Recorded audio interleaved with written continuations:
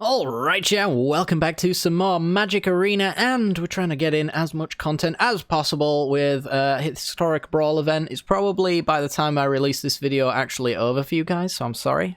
But this is going to be the way that you have to, I don't know, enjoy the Brawl format for a while, except for by direct challenge, I guess. But yes, today we're going to be playing around with a previously popular commander. I think it's fallen a little bit out of favour.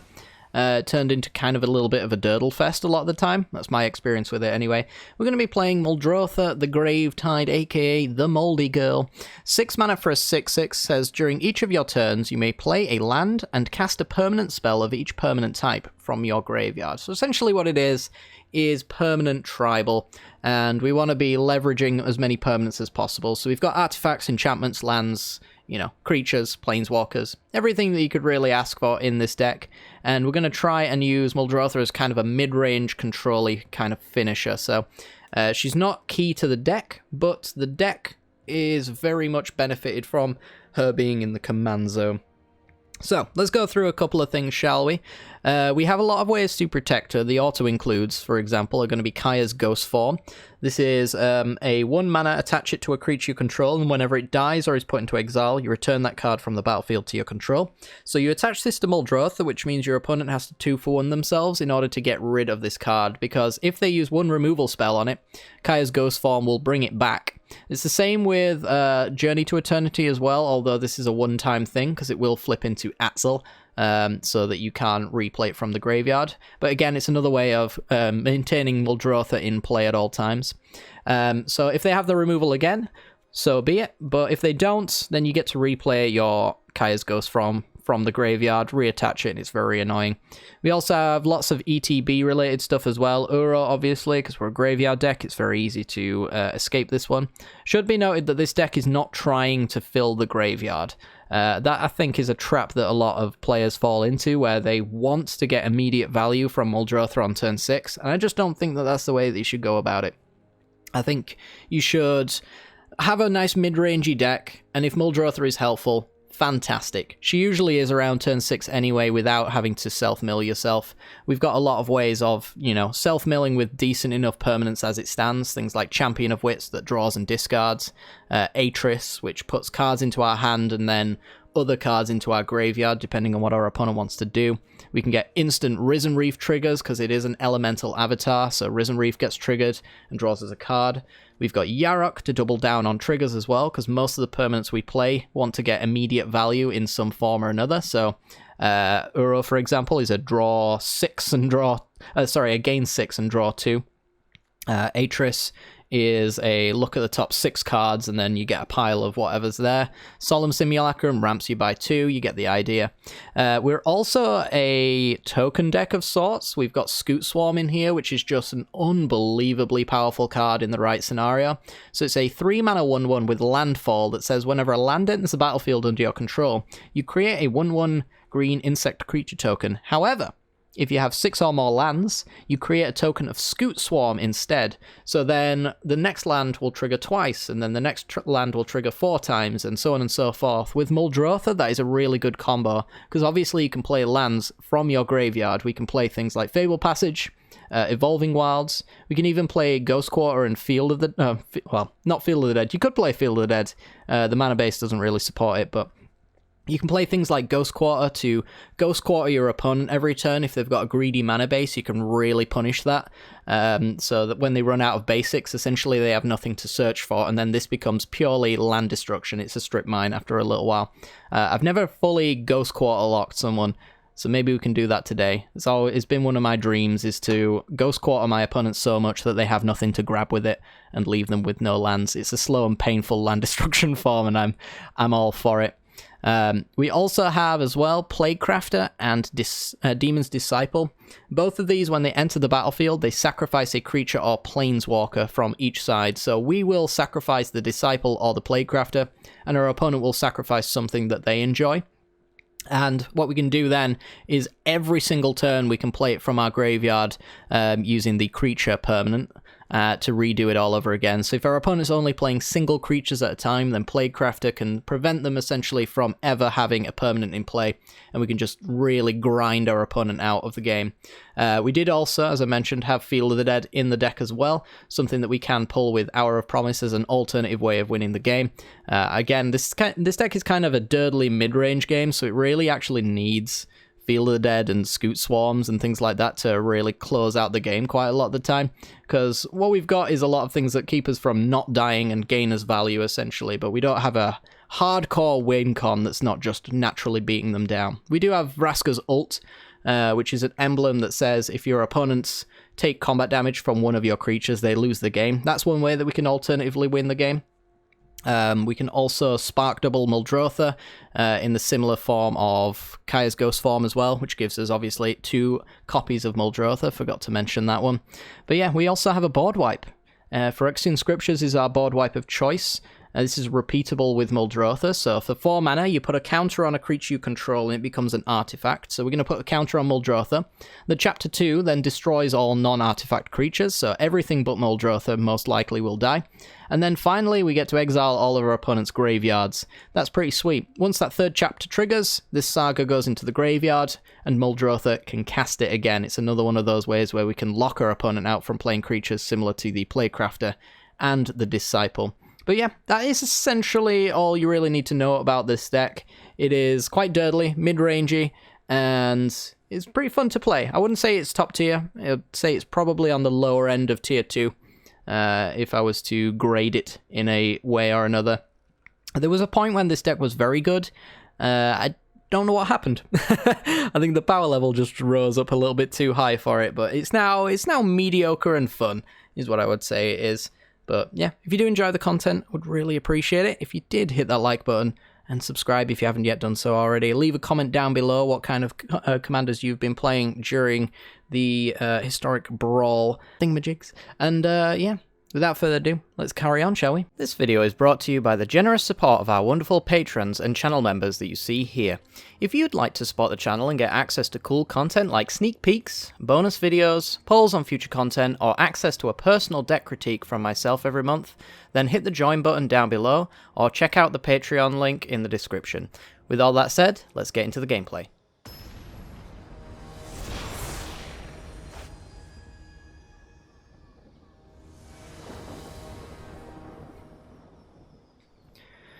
Okay, we're in against my least favourite commander of all time, and this hand is fine-ish, mostly. Removal Tribal for our opponent, Niv-Mizzet Reborn, 5 mana 6/6. It enters the battlefield and then it becomes not worth removing immediately. So there is that. I'm just going to go with Drowned Catacomb because it's tapped here, and see what we want to do. The Ajani sleeves maybe suggest that it is actually, like, Super Friends. Interesting, maybe? Probably not, but interesting. We can call it that. I'm going to go with a Risen Reef next turn, try and make a land drop. Drive the Elysian Grove into extra lands, means potentially Niv-Mizzet Reborn next turn. Yippee. Alright. I guess we want to actually go with maybe Plaguecrafter. Hang on, there's a way that we can do this, I think, where I can maybe sack to Phyrexian Tower so I can play Champion of Wits or something like that.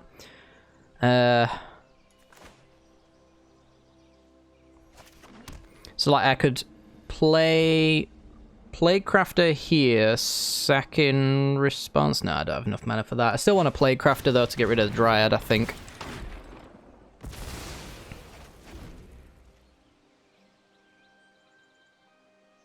But, I mean, the mana's pretty fixed as it stands anyway.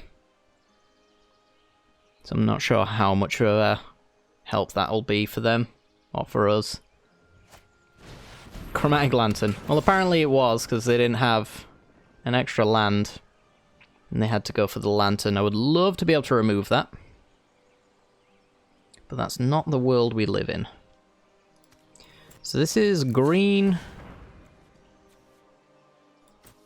blue, colorless. Play a Risen Reef.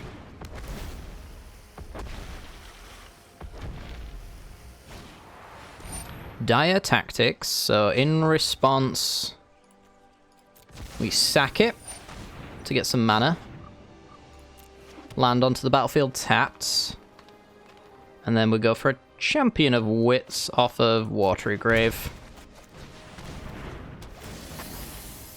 Yes. Hour of Promise is honestly maybe one of the ways that we can beat our opponent quite handily. So we are going to discard Turn Timber Symbiosis and Overgrown Tomb. I'll use Ghost Quarter to hit their lands because they might not be running many basics. Muldrotha could strip lock them. Ghost Quarter lock them, whatever you want to call it. It's entirely possible that they don't have the basics they need. So there's Niv. And then they draw 19 million cards. It's usually removal tribal. Looks like it's no different here. They just drew 5 cards of 5 mana. As you do. And then discards the hand size.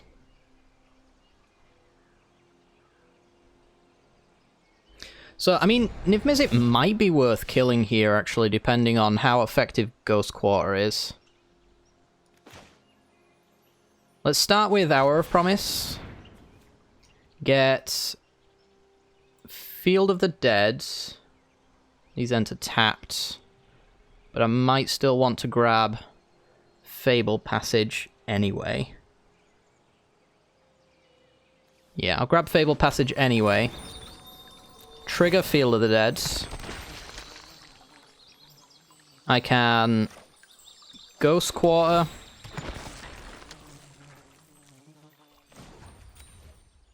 Sack Champion. Heartless Act Niv-Mizzet. And then start attacking their land base. It doesn't really matter where I start, I don't believe, but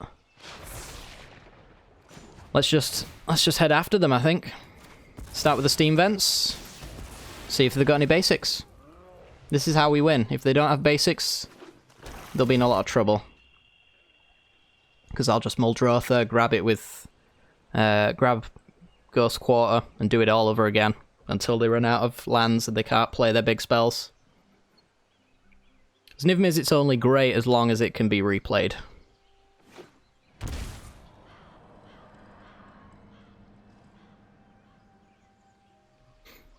They could go with Ashiok here. Ashiok, bounce a token, just makes me discard Vivian Reed. Which is obviously not ideal.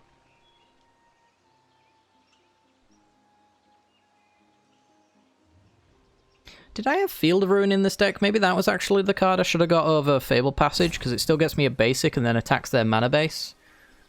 That might have been a mistake. I don't think it's going to let me. Oh, it does let me. Do I have Field of Ruin in here? Got Rivulet. No, I don't. I don't know if I should, to be honest, but maybe. Yeah, so they're going to go for the Ashiok here. Could go for the Tick Up, it gives them a 2-3.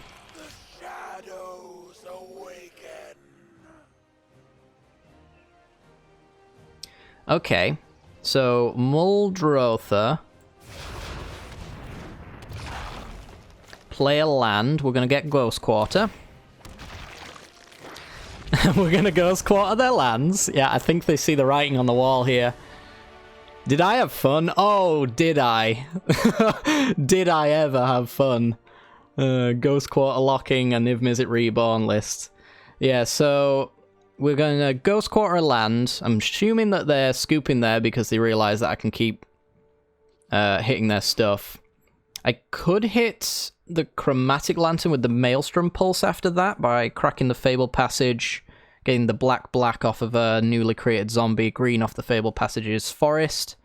Getting rid of that so then their mana base is exactly as it is. Without red, they can't cast Bedevil. So we kind of took care of that with the Steam Vents. That was at least the idea.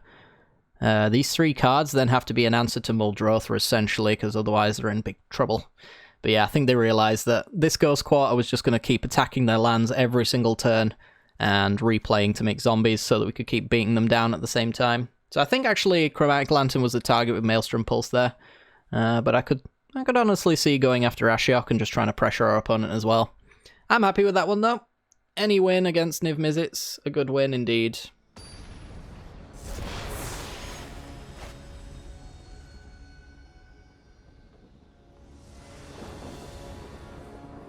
Okay, we're in.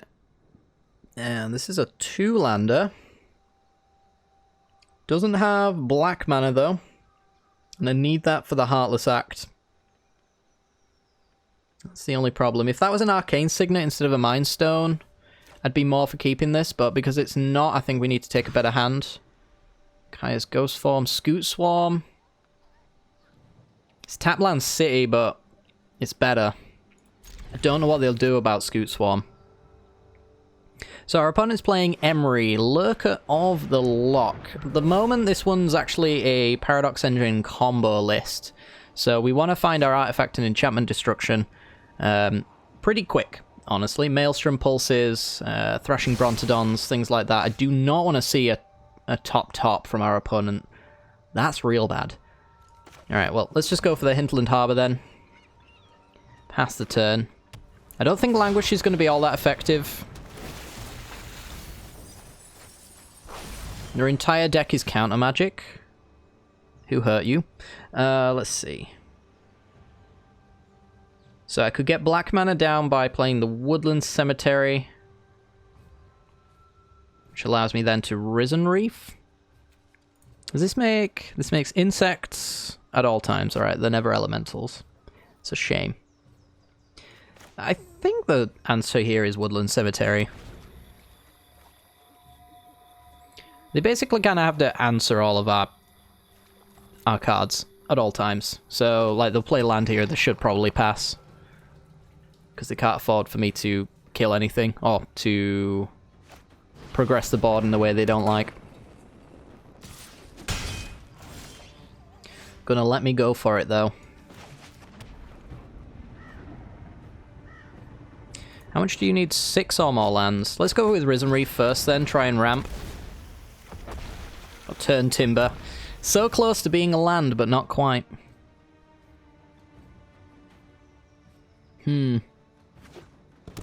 Inventor's Fair. And there's the Paradox Engine. Alright, so if I can find removal for that, we might be okay. If I can't, we're gonna struggle.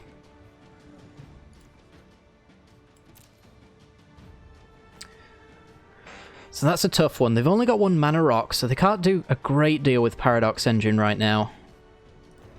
But they can get another one with the Skyclave Relic. Actually, yeah, I really can't let Emry stick around, can I?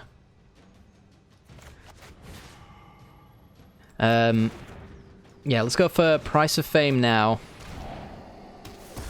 While they can't hold up in anything but Pact. There's Maelstrom Pulse, which I want. I don't need this forest, I don't think. Let's put that in the graveyard as well for Muldrotha later, if we get that far.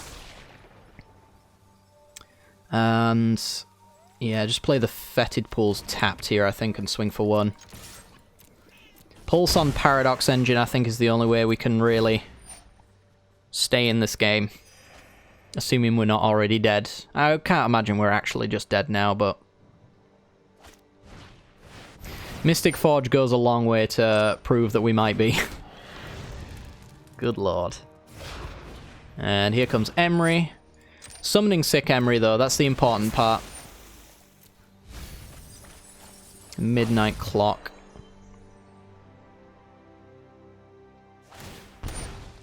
Exiles an island off the top.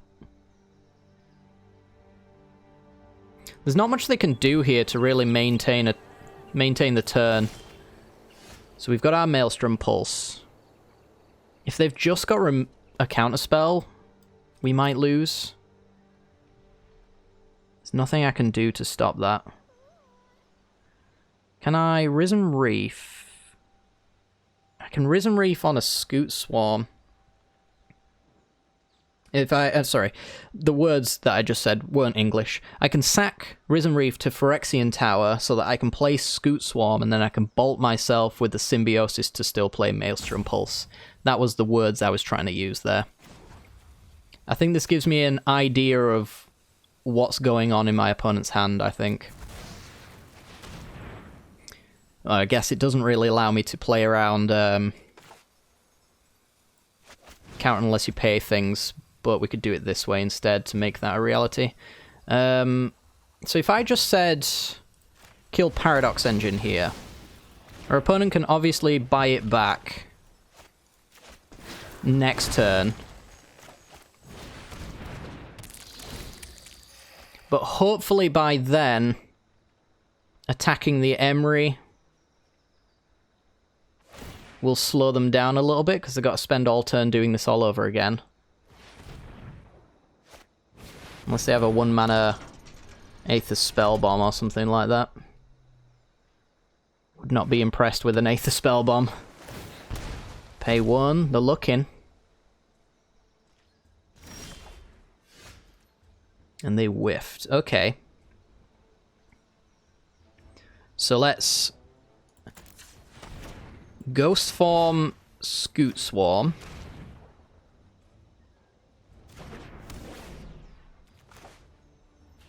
Languish.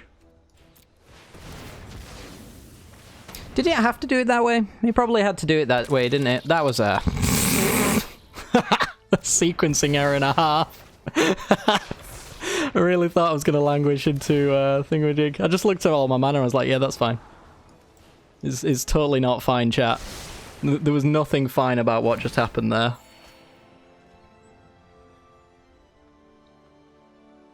I need to delay until I can get Artifact and Enchantment removal. If I can consistently get Thrashing Brontodon in and out at all times, then that's great. Aether Spell Bombs, though, is the worst nightmare that I've ever seen in my entire life, and I think we're dead.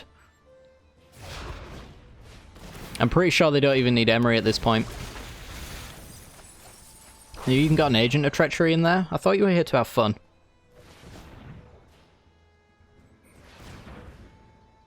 Two, three, four. They can play Solemn. Solomon taps. Changes the top of the deck.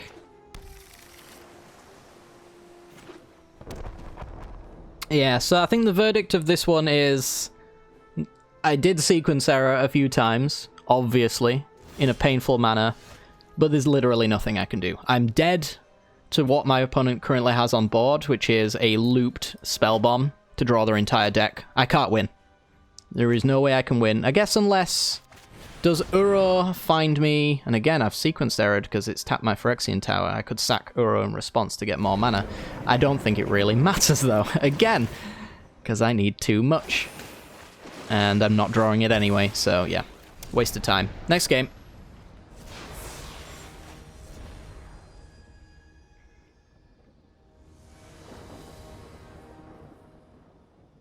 Scrub Guard hits the field. Scrub Guard with Scoot Swarms is not my idea of a good time. This hand, though, is fine. Honestly, it's okay. I'm gonna guess with the Ashiok Sleeves we're up against a control list. We do need a blue land here. Any land means that Leyline Prowler is our blue source, but it's probably already dead. This hand in general, though, is just fine. I just hate how they influence our graveyard with their own commander. That's the annoying part. My good cards are their good cards. So they play a land pass. I think we go straight to Risen Reef here.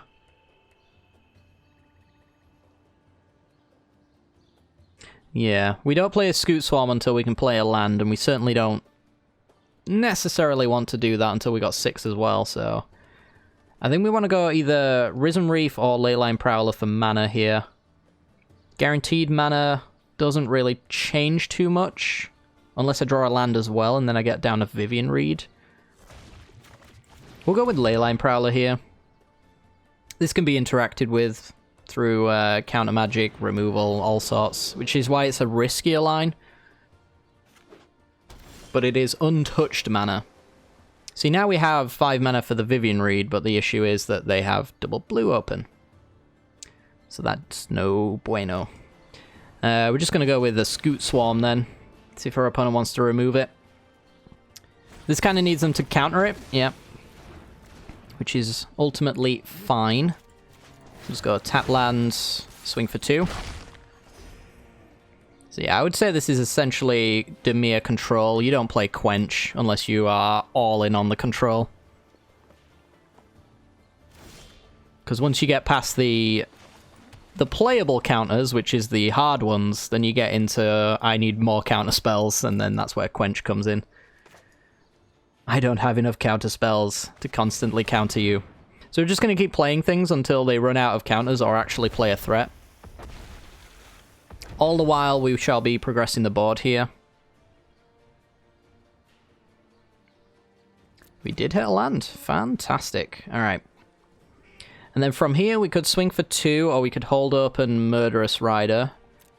I think because we got Plague Crafter, we don't care about Scrub God coming down.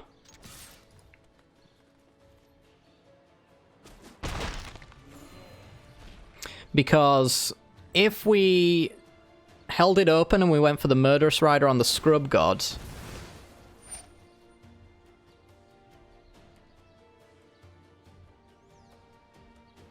I'm just going to float my mana. Not sure what that was all about. They've just given me a land to play out of my yard from my Muldrotha. For seemingly no reason. Okay.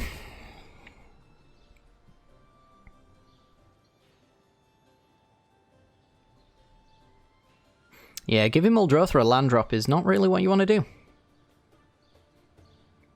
But yeah, as I was saying, we could leave Leyline Prowler back so that we can Murderous Rider the Scrub God when it comes down, leaving us with open mana to then play Muldrotha. The problem is that Muldrotha then just dies and does nothing. However, in that scenario, our opponent just gave us a land, so at least it's a 6 mana land drop.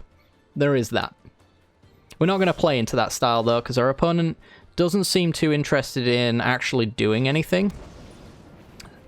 So we ask ourselves the question, why should we be interested in doing anything except for what we're doing right now anyway? And yeah, just pass the turn.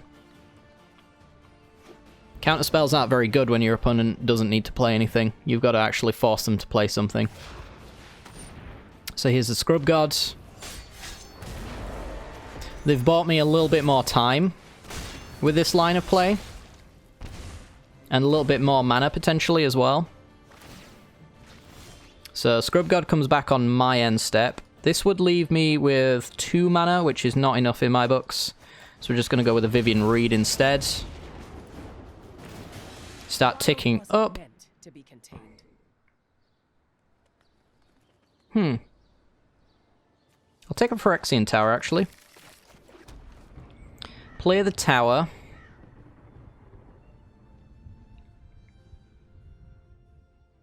And let's go with, I guess, Murderous Rider. That's fine. Swing for 3 again. Our opponent gets a Scrub God back. But they're going to only be able to play it with 2 mana counter spells left open. I'm just going to Plague Crafter them, most likely. So I can Plague Crafter them, and then I've got 1, 2, 3, 4, 5, 6, 7 mana to play with then. Potentially. So Scrub God's out. You're just going to Plague Crafter them. Get rid of Plague Crafter. You get rid of Scrub God. Comes back on my end step, so they can replay it again. It is annoying that it keeps coming back, as far as I'm concerned, but at the same time, it's not actually doing anything when it comes back, except for forcing our opponent to not have their shields up. And I'm getting pretty close to a Vivian ult at this rate. I'll take an Atris. Can I actually... Yeah, I could full control. Blue. Do that. And then I can do... Uro. Play this one. In response, I'm going to sack Uro, because he's getting sacked anyway. Giving me 2 mana. Hour of Promise is my way of winning this game, because I'll just go get Field of the Dead. And they've already used their Field of Ruin for no reason whatsoever. So now I get to fill my graveyards, and I also get some card advantage in the process. Win-win. I really don't mind a Languish here as well, because it doesn't let our opponent do all that much. Lands are a big card. I'll take the big card. They got me. I'll accept that. I was had by our opponent. But, I mean, trust my luck that the top 3 cards are 3 lands. So Vivian Reed gets an emblem with creatures you control get +2/+2, Vigilance and Trample. There's a Massacre Worm. It's pretty good, but again, it's one of those things that's just a little bit late, opponent. Just a little bit late. Hour of Promise gets Field of the Dead, and we will get Fabled Passage as well.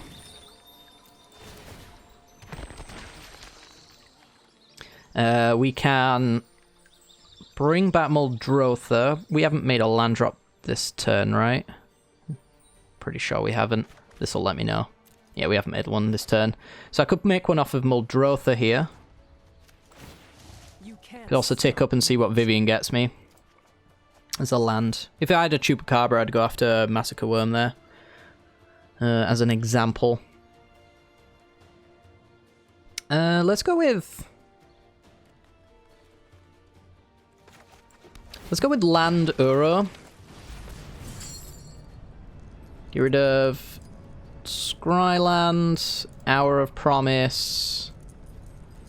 Let's get rid of Risen Reef. Maybe not Atris. Let's just get rid of the land drops. I think it's too late for the land drops to really matter at this point. So I can replay Ghost Quarters out my yard. And Ghost Quarter lock them if I really want to. But yeah, they have to answer Vivian and the board now. Otherwise, one or the other becomes a problem. Don't think I've ever ulted a Vivian before, so I'm quite excited, although the hover makes me think that's not happening. I love this card. I absolutely love Mass Manipulation. It's my favourite. People really work hard for their win cons. Nice. Yeah, yeah. Yeah, it was, wasn't it? Yeah. Okay, yep. Cool. Nice.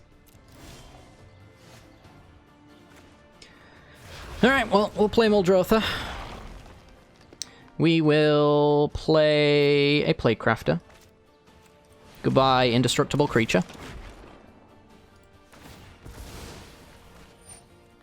Nice. Oh, they're not all land in there. I did get rid of them, didn't I? We can go with the Fabled Passage. Grab a forest. Grab a zombie. Grab a land. Grab a Fabled Passage. Grab a Planeswalker. Sack a creature. This one. Tick up Vivian, and screw you, Scrub God. Your opponent's deck was dirtly as all hell, and we managed to punish it. There's a Platinum Angel in there, but we can deal with that. Pretty sure, yeah, I've got Vraska's Contempts in the list, as well as, I think, something else as well. I might have an Eat to Extinction in this list. Normally it would be okay for, like, Vivian Reed to take care of it, but because they took my emblem, they worked very hard at. You know, wasn't able to do that kind of thing. I guess also Languish works. It'll be... Oh, no, actually, it'd be a +2/+2, so it'd be a 6/6. Never mind. Languish doesn't quite work, but I'm sure I can make it... I can make something happen there. But yeah, we can even Ghost Quarter lock them with Muldrotha out. And we've obviously got the board anyway to win this game right here and now. So, it's like 6, 8, 10, 12, 14, yeah. So, big, tasty swing. Sweet!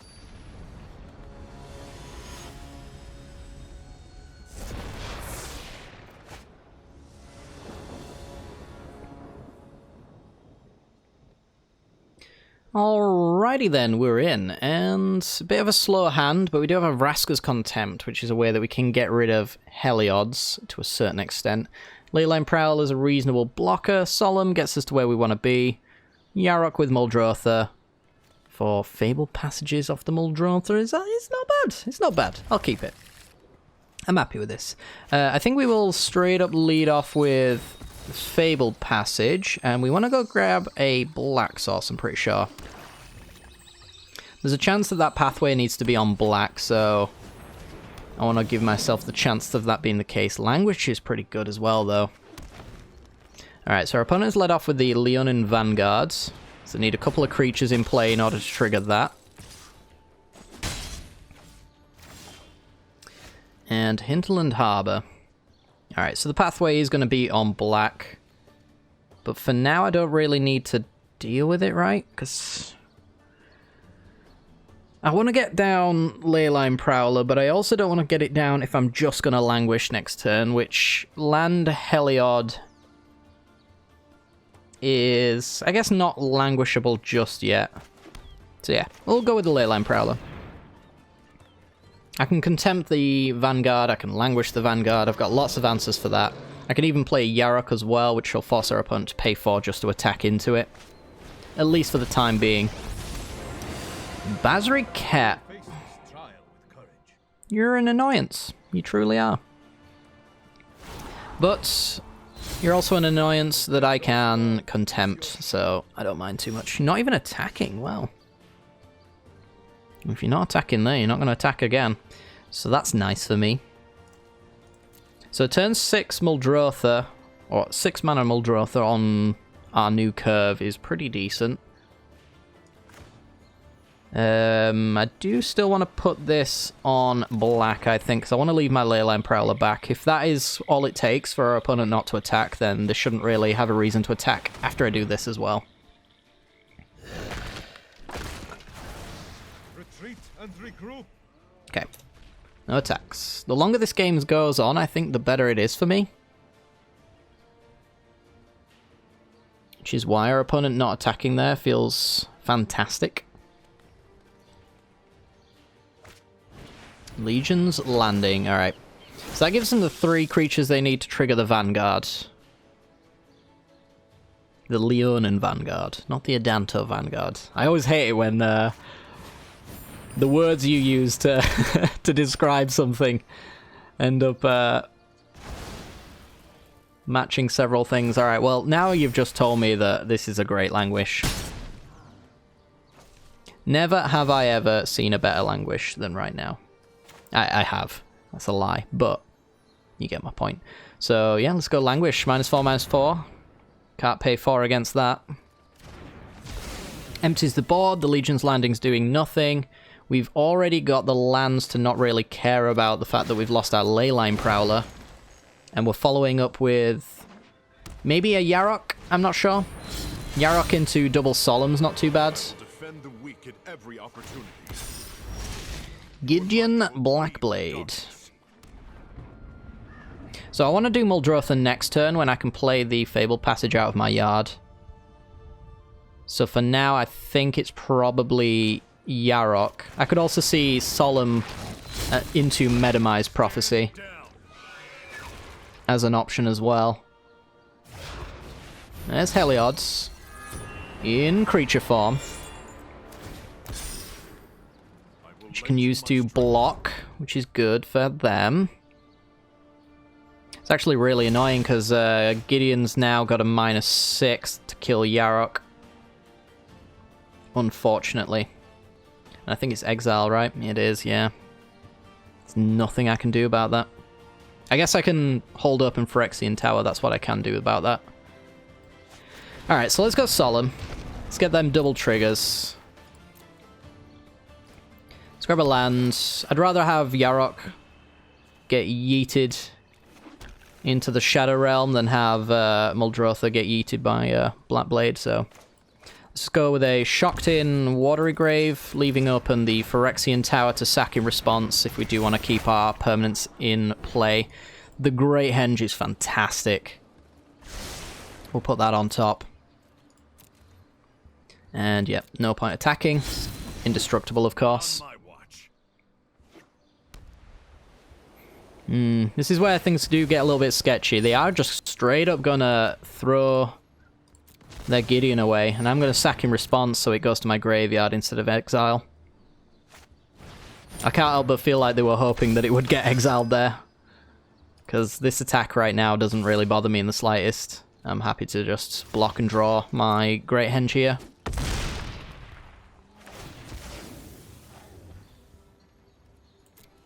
Say yup. Thrashing Brontodon is really good. Okay, so what are we doing? We've got 3/6. Can I then play the Great Henge off of that? I've got to use 1 green to play Muldrotha, so I can play the other green. I can do Great Henge. And then I've got 2 mana to play with. I don't think I've got a 2 mana card in there, so I can't get that immediate value. I think I'll name Thrashing Brontodon, to be honest. So don't know if I'll need to take care of that just yet. So we'll go Muldrotha. This leaves me with a 3 mana to then play the Great Henge. Actually, because I've got the land, I can play Thrashing Brontodon as well. I lose the Metamize Prophecy, but I'm also just drawing off the Great Henge anyway, so I don't care. Can always replay Metamize Prophecy down the line. Zagoth Triome, okay. It's better than nothing. So really what I want now is a Scoot Swarm or... Well, that's the thing. I'll take 6. Bane Slayer Angel. Ooh, Journey to Eternity. Yep, you're actually gonna lose. So, and this is why. We drew Journey to Eternity, which means I can attach that to Thrashing Brontodon. I can then use Phyrexian Tower to sacrifice Thrashing Brontodon to generate extra mana, replaying Yarok or Solemn as an artifact along the way, drawing cards. And then, yeah, I just really don't have to care about Metamize Prophecy. The only issue I would have is my opponent eventually, if I don't find enough answers, Bane Slayer Angel will kill me, but I'm gaining life, I'm drawing cards, I'm buying myself so much time that I don't think that'll necessarily be an issue. But yeah, as it currently stands, I don't have the answers right now. But they certainly exist. Ravenous Chupacabras, you know, all of that stuff are all in here. I could Plague Crafter, lock them and stuff like that. I think they realize that it will eventually become my game.